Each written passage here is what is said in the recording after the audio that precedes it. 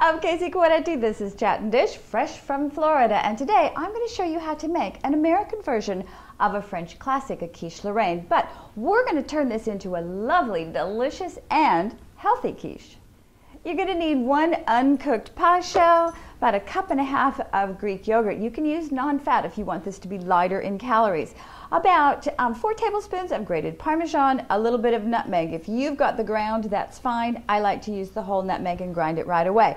We're on to 1.5 cups of grated mozzarella or a 3-cheese mix, about 1 cup of diced ham, a little salt and pepper, and then here I've got about 1.5 cups of baby kale. If you use the full-size kale, you're going to have to chop it up a bit.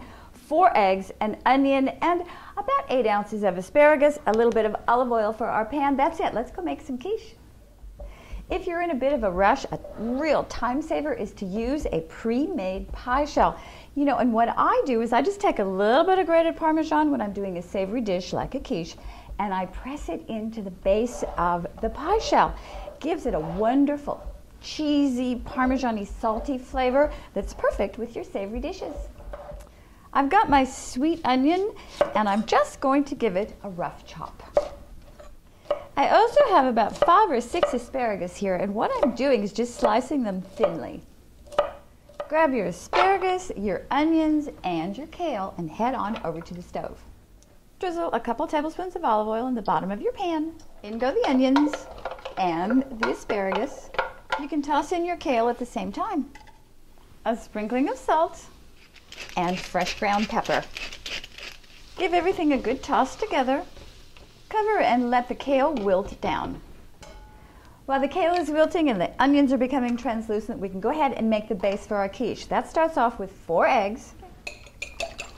Your whisk is perfect for this. Just grab it and give the eggs a good whipping. I'm adding in the Greek yogurt now. And I'm just going to blend these two together. I'm going to add in my cheese. Now I'm going to hold back about 1/4 cup to 1/3 cup of the cheese so that we can put it on top of the quiche at the very end. I'm going to add my ham and my nutmeg. I'm also adding fresh ground black pepper. I am not adding any additional salt to the quiche base because we've got ham in here. That's plenty salty for the entire quiche. Let's check the onions and the kale. Give them a stir around. The onions are perfect, nice and translucent. Browned just a little tiny bit, which is going to give it a little bit of extra flavor for our quiche. Let's take these off and let them cool for about 5 minutes. I'm adding the onions and the kale right into the quiche base. Just mix your kale and onions into your quiche base. Get it well incorporated, and then transfer it into your unbaked pie shell. I'm spreading the quiche base nice and evenly in our pan, and then I'm going to take our asparagus, bet you thought we forgot about them, and I'm going to form a circle with our asparagus, back and forth like a wagon wheel. I'm sprinkling the remainder of my grated mozzarella or 3 Italian cheese, or even Gruyere works absolutely great in this.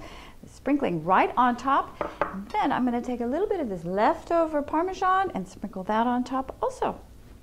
Now it's into a preheated 350-degree oven for approximately 50 minutes.